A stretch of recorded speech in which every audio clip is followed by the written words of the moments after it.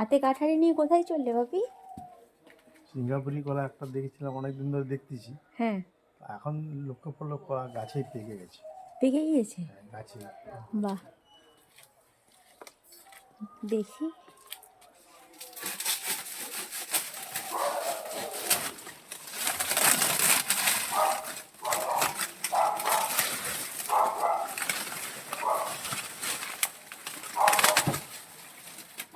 এই পাতাগুলো সেই চাঁচড়ির সময় কাজে লাগবে।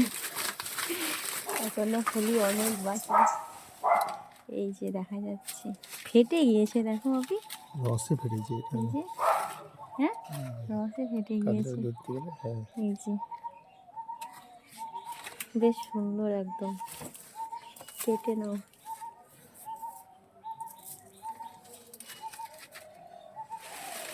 সেদিনকে হনুমান এসেছিল, তারা দেখেনি জানো।